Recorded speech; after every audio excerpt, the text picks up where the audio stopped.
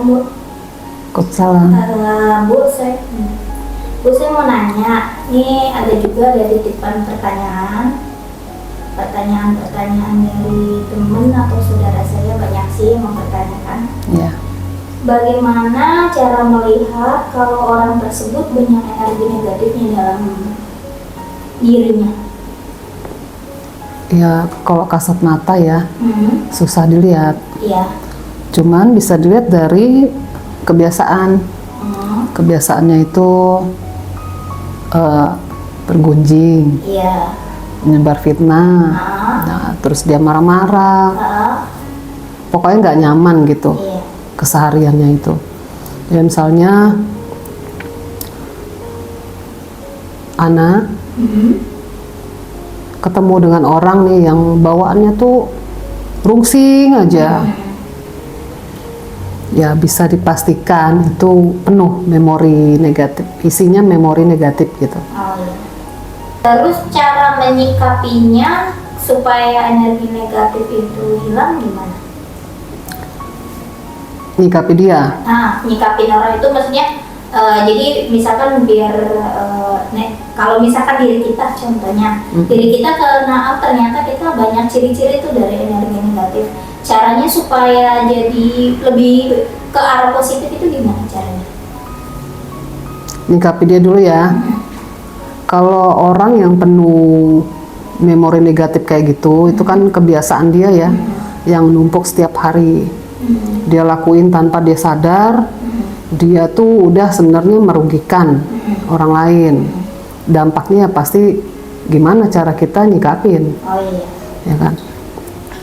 Nah, kalau kita ketemu orang tukang gunjing gimana? Emosi. Emosi ya. Jadi kalau orang punya emosi negatif, kitanya pasti emosi juga. Oh iya. Nanggepin dia tuh jadi emosi juga gitu. Berarti terbawa ya Bu ya? Terbawa, karena energi itu membias. Bisa kita rasa dari gestur, ya kan, lirikan mata dia, dari cara dia bicara, kata-katanya semua. Nah, nyikapinya itu lebih baik ya abaikan, Oh gitu. hindarin gitu. Yang menyebabkan orang itu banyak energi negatif itu faktor-faktornya seperti apa Bu? Misalkan apa karena dari lingkungan, dari keluarga, atau trauma, atau gimana? Ya, banyak faktor. Energi negatif itu penyebabnya apa aja? Jadi kayak misalkan contohnya apa dari pihak keluarga, dari lingkungan, ya. trauma, tekanan, atau sejenisnya. Kalau hal-hal yang men-trigger emosi negatif itu banyak faktornya. Bisa dari lingkungan, dari dalam keluarganya sendiri, anak, pasangan hidup. Nah, ya pastinya kalau mereka itu hidup dalam habit yang negatif, ya udah itu akan menularkan gitu. Istilahnya dia akan membagi kebiasaan buruknya ke orang lain gitu. Terutama pola asuh. Misalnya orang tua tuh nggak adil sama anak satu, sama anak lain, ya itu kan bikin si anak jadi ngerasa nggak dikasihi ya. Terus dia jadi toksik, ganggu adik-adiknya atau ganggu kakaknya gitu. Nah terus dia keluar juga akhirnya mengganggu orang lain, cari perhatian. Iya. Gitu.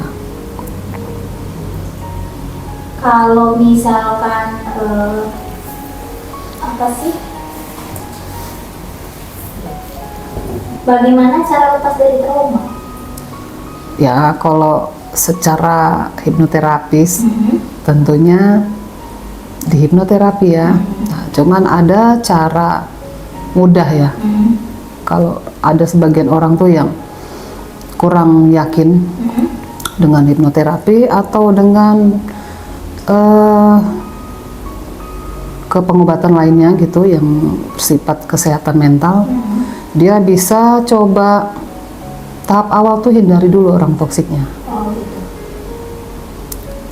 Cuman namanya trauma itu kan memori. Iya. Dia nggak langsung bersih gitu, walaupun dia menghindari orang-orang toksik. Ada orang yang jalan-jalan ke tempat pemandangan, laut, atau taman. Ada yang nulis-nulis, dia menceritakan semua kesedihannya, kekesalannya gitu. Sedikit-sedikit lama-lama bisa sih keluar itu. Cuman enggak membersihkan sampahnya, sisa dari emosinya itu. Jadi emosi itu ada emosinya, ada bayangannya, ada kerangkanya. Kerangkanya itu cuman bisa diatasin sama ahlinya. Tapi kalau emosinya bisa ke psikolog, bisa dengan terapi menulis, nyanyi, menggambar, dan lain-lain gitu. Tapi sampah memori atau kerangkanya itu bisa diatasin cuman dengan ahlinya. Oh iya, paham.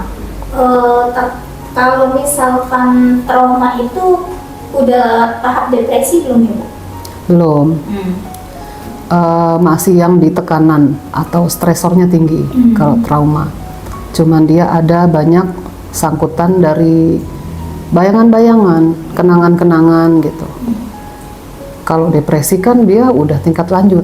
Kalau sudah depresi itu apakah bisa kalau udah berlanjut terus itu apa bisa jadi gila nanti? Gila sih enggak ya, cuman hormon bahagia dia itu berkurang. Akhirnya dia harus diatasi sama psikiater, diatur hormonnya itu dengan obat-obatan. Tapi kalau masih tingkat trauma, stres, bisa diatasin lewat hipnoterapi. Kalau misalkan trauma itu kan kayak misalkan muncul apa ya, kayak kalau misalkan depresi, kalau dari trauma itu tahap lanjutannya kan depresi tuh. Kalau yang kayak kita sering nyerang, ngamuk-ngamuk, benci yang berkepanjangan, benci yang mendarah daging, terus kayak pokoknya bergetar badannya, seluruh badannya tuh berkeringat dingin kayak gitu. Nah terus tuh kayak palanya pusing, apa udah termasuk depresi? Itu masih di kecemasan, gangguan kecemasan, ya. Awalnya dari trauma. Trauma. Yang lagi boleh, Bu? Boleh. Apa sih namanya? Kalau gangguan tidur itu kategorinya apa karena penyebabnya trauma? Jadi tidur bisa jadi itu kayak kalau mau tidur tuh kebangun, kalau tidur kebangun gitu. Trauma sebenarnya bikin susah tidur ya. Oh iya. Karena energi tuh kayak terkuras. Oh gitu. Terus kalau kita mau tidur tuh yang nyaman tuh kan kondisi tenang. Kalau kita banyak pikiran kan susah tidurnya. Jadi kesimpulannya kalau trauma apa bikin susah tidur? Bisa. Oh gitu. Tapi yang bikin susah tidur nggak selalu trauma. Oh iya. Penyebab lainnya apa, Bu? Bisa kebanyakan kafein. Mungkin tidurnya udah cukup. Atau kurang vitamin atau zat-zat tertentu ya, kayak mineral, magnesium gitu. Juga bisa kurangnya sinar matahari, gitu. Kurang zat besi, macam-macam penyebabnya. Kalau misalkan kayak kita itu susah tidur, terus misalkan kita itu kayak banyak pikiran misalkan. Nah kalau banyak pikiran itu kan terus saja stres, itu apa bisa ngarah depresi, Bu? Kalau stres terus menerus, jadi masalahnya tuh tiap hari bertumpuk, kita nggak bisa cerita ke siapapun, kita hanya mengadu di atas sajadah saja gitu, kita nggak bisa cerita apapun itu ke siapapun, itu apa bisa mengarah ke depresi ya, Bu? Kalau kayak gitu? Bisa, sangat bisa. Karena sebelum jadi depresi itu orangnya stres dulu, stres, terus jadi trauma. Nah setelah trauma ada kecemasan. Nah kecemasan tingkat tinggi naik jadi depresi. Nah kalau udah depresi itu energi susut, benar-benar susut. Jadi dia bisa tidur terus, atau malah susah tidur. Jadi terlalu gitu ya. Iya.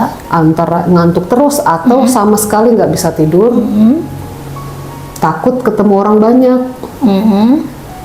Tapi dia bisa ketawa loh. Oh, gitu. Nggak selalu depresi itu murung. Oh gitu. Nah, cuman ketawanya dia nggak seperti orang normal lainnya, gitu. Jadi pernah sih Bu ada salah satu cerita kalau misalkan dia itu kayak ketemu orang itu nggak mau ngobrol sama siapapun itu nggak mau. Terus dia tuh kayak contohnya mau mandi juga males, mau aktivitas males. Terus ngelihat seseorang yang nyakitin dia itu bencinya menggebu-gebu gitu, pengennya ngelempar barang. Kayak contohnya ngejambak orang tersebut. Ya pokoknya berbuat kasar-kasar lah, karena terus di hatinya tuh kebencian yang luar biasa. Itu udah mengarah depresi belum? Belum. Oh belum. Belum, itu masih di tingkat yang emosi tinggi ya. Trauma itu. Iya, menggebu-gebu, emosinya tuh menggebu-gebu. Jadi kalau lihat orang tersebut itu menggebu-gebu, emosinya udah kayak terbakar di hatinya, panas, kayak terbakar, badannya getar semua, keluar keringat dingin, benci yang memuncak. Ya, itu belum depresi. Oh belum. Kalau depresi dia udah yang nggak ada hasrat apapun, emosi malah kayak nggak kelihatan. Oh gitu. Iya, kalau masih ada emosinya, berarti belum sampai ke depresinya. Oh belum sampai. Karena orang depresi itu jelas bisa dilihat sih. Oh gitu. Dia tuh ngurung diri, nggak ada hasrat apapun. Kayak yang tadi Yana bilang, mandi nggak mau, ketemu orang nggak mau, bahkan turun dari kasur pun males. Nggak ada keinginan buat apapun, semangat hidup hilang total. Terus dia biasanya mungkin dia senang jalan, tiba-tiba nggak mau sama sekali. Tadinya senang beraktivitas, tiba-tiba hilang hasrat sama sekali. Nah, itu depresi. Gitu. Kalau misalkan apa sih namanya? Kalau trauma itu kan kayak misalkan kita pernah disakitin yang berlebihan, terus menerus itu kan akan jadi trauma tuh Bu. Itu apa bisa berkepanjangan Bu kalau nggak diobatin? Bisa. Terus-terusan gitu. Bisa. Karena kan disakitinnya tiap hari misalkan, yang kayak gitu. Bisa. Jadi pernah dengar kata bipolar? Iya, dengar. Sebenarnya bukan ranah saya ya. Mengatakan tentang gangguan bipolar, NPD, atau Machiavelli atau psikopat. Nah, cuman ini semua awalnya itu dari trauma. Karena sejak kecil terus dihantam dengan hal-hal yang menghujat ya, mental dia. Lama-lama dia akan terbentuk jadi seseorang yang bukan dia lagi. Oh gitu. Iya. Kayak ada dua kepribadian bukan Bu? Sepertinya gitu. Jadi orang ngelihatnya satu sisi begini, tapi sisi lainnya gitu. Oh gitu. Jadi kejam. Gitu. Biasanya dia jadinya kalau dalam rumah tangga kekerasan kali ya Bu ya? Iya. Jatuhnya. Iya, kekerasan. Kalau udah yang tingkat tertingginya itu psikopat ya. Itu kekerasan itu udah mainan. Oh. Jadi dia buat kekerasan itu untuk kesenangan malah, bukan untuk mengeluarkan emosi lagi. Kalau yang orang yang udah melakukan kekerasan terus dia kayaknya bangga banget, itu dinamakan apa Bu? Kayak ada kepuasan sendiri gitu. Jadi nggak ada kata maaf gitu. Kalau orang yang pernah dia siksa gitu, terus dia seneng gitu. Kalau orang itu udah disiksa, dia merasa puas, dia nggak ada perasa penyesalan. Itu biasanya masuknya kategori apa Bu? Ya masuknya ya menuju ke psikopat ya. Oh psikopat itu. Ya. Kalau ada yang namanya penyakit narcissistic personality disorder, itu kalau yang psikopat pasti mengidap NPD. Tapi NPD belum tentu psikopat. Iya. Nah, gitu. Jadi dia nyakitin itu udah yang memang kayak harus untuk apa? Mood dia. Iya. Untuk kebahagiaan dia. Tapi kenapa kebanyakan saya nggak begitu tahu pasti psikopat itu apa aja cirinya.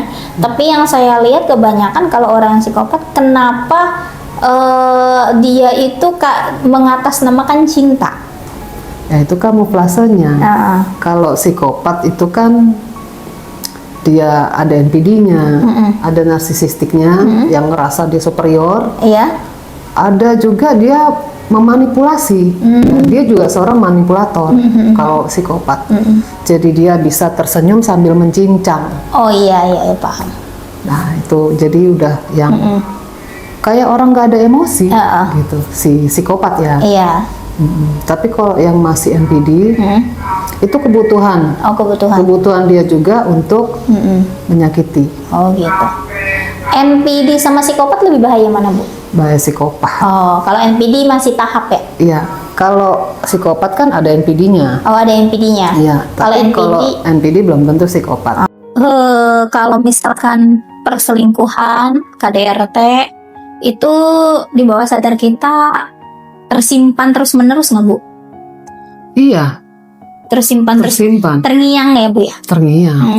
Karena kan mata kita, kuping itu alat masuk kan? Iya. Alat pintu masuk. Jadi kalau ada orang yang dianiaya, mau itu secara verbal atau non verbal, itu tersimpan di bawah sadar. Kalau aniaya non verbal tuh kayak gimana, Bu? Non verbal pukulan. Kalau verbal? Kata-kata. Kata-kata kasar gitu ya? Iya. Oh, itu kategori KDRT juga? KDRT, Oh, dua-duanya. Oh gitu. Kalau itu pengobatannya gimana tuh, Bu, kalau kayak gitu? Ya, karena saya hipnoterapi, ya saya langsung bypass bawah sadarnya. Oh gitu. Gitu. Jadi dia bisa tersimpan sampai mati. Oh gitu. Terus nanti faktor genetik ya, kalau memang dia ngalamin itu sebelum nikah, kekerasan itu kan traumanya tersimpan. Setelah dia nikah itu jadi faktor genetik, secara emosionalnya turun ke gitu. anak. Makanya si anak itu jadi ikut ngelakuin kekerasan. Kayak orang tuanya gitu ya, Bu ya? Iya. Tapi kalau korbannya, Bu? Korbannya biasanya yang sering ke tempat pengobatan. Oh gitu ya. Yang Kenapa? ngelakuin tuh malah nggak sadar. Iya, kenapa ya, Bu? Yang seringnya yang ke pengobatan itu yang korban, bukan pelaku. Pelakunya dengan bangganya kalau dia tidak salah. Ya itulah yang dibilang gangguan. Orang yang punya gangguan narsisistik atau Machiavelli yang manipulator, psikopat, dia nggak ngerasa karena saraf empatinya kan putus ya. Jadi kalau di ronsen itu otak orang normal dengan yang punya gangguan ini beda gitu. Tapi kenapa, Bu, kalau misalkan di orang yang suka nyiksa, orang yang bangga dengan selingkuhan, orang yang bangga dia punya selingkuhan di sono sini, itu dia nggak terima kalau dikatakan dia itu punya gangguan. Ya itu tadi. Dia selalu bilang dia sehat. Tapi kalau sehat itu, pernikahan itu kan komitmen. Iya. Seharusnya kan istilahnya gini, Tuhan aja dia nggak takut, apalagi pasangan gitu kan. Seharusnya kalau dalam pernikahan kan dia takut Tuhan, ya dia juga nggak mau nyakitin pasangan gitu kan, Bu. Tapi kenapa laki-laki yang seperti itu kayak bodo amatan gitu, Bu? Iya, karena gini kan, dia tuh punya waktu masa kecilnya, waktu dia ada sejak di pola asuh orang tuanya, dia banyak dapat perlakuan yang nggak semestinya dari orang tua. Emosi itu tersimpan di bawah sadarnya. Nah, begitu dia nikah, dia lampiaskan emosinya ke pasangannya, Bu? Ke pasangan, ke anak, ke mertua, kemana-mana gitu. Dan dia nggak ngerasa kalau ini nggak seharusnya saya tuangkan emosi saya ke ini gitu. Dia bingung kan mau kemana gitu. Akhirnya kena ke semua. Dan dia nggak ngerasa itu salah karena dia diperlakukan begitu sebelumnya gitu. Tapi, Bu, kalau Ibu percaya karma nggak sih, Bu? Percaya. Nah, kebanyakan kan katanya kalau pelaku perselingkuhan dan KDRT itu kena karma ya Bu ya. Itu apa langsung dapat ganjaran sih Bu? Kan yang selama ini menderita itu kan yang korban. Menderita terus menerus, tekanan batin, mental kena. Terus dia juga kebanyakan ya dia juga seringnya digoblok-goblokin sama orang. Pasti kan orang bilang, kenapa sih masih mau sama orang kayak begitu? Kan suka begitu tuh Bu. Iya. Karma itu pasti terjadi karena alam semesta ini ada hukum-hukum alamnya. Salah satunya hukum sebab akibat atau hukum kausalitas ya. Nah, cepat atau lambat itu akan terjadi. Tapi masalah kadang kan ada pertanyaan, kok dia nggak ada pendapat sih karmanya, selamat aja sih gitu kan? Ya karena orangnya masih luka. Gitu. Si korbannya akhirnya dia nginget terus ya, ibarat kayak layangan dipegangin terus. Padahal karma itu bisa terjadi setelah dilepas gitu. benangnya itu. Berarti si korban harus damai dulu Bu? Nggak harus damai, dia move on dari masa lalu. Jadi mulai beranjak pergi, lepaskan aja. Gitu. Lepaskan, ikhlaskan, terus mulai bikin rencana kehidupannya pribadi. Gitu. Biarkan dia, nanti dia akan dapat. Cepat itu. Tapi yang mayoritas laki-laki itu kalau dia jadi pelaku dia menyelingkuhin pasangan atau KDRT sama pasangan, terus dia itu merasa bahwa aku nggak ada dia nih, aku bisa naik nih, malah karirnya semakin naik. Kenapa banyak kan seperti itu ya Bu ya? Itu malah menurut dia katanya semakin naik, semakin duitnya banyak kayak gitu. Iya, karena itu tadi ego. Jadi orang lagi-lagi emosinya ya, emosi dia nggak keluar. Jadi dia ngerasa tuh semua orang itu butuh dia supaya egonya terus ada gitu kan. Untuk harga diri dia, padahal dia lagi nipu diri sendiri. Tapi kalau korban sekali berdamai ya Bu, banyakan pelaku korban selingkuh sama korban KDRT kalau udah move on itu mereka hidup bahagia. Iya. Karena mereka udah terlepas semua, apa gimana tuh Bu? Mereka kan bisa contohnya dapat pasangan hidup baru, terus dia atau karirnya melejit bagus gitu. Itu maksudnya kalau udah move on mereka langsung dapat wow gitu.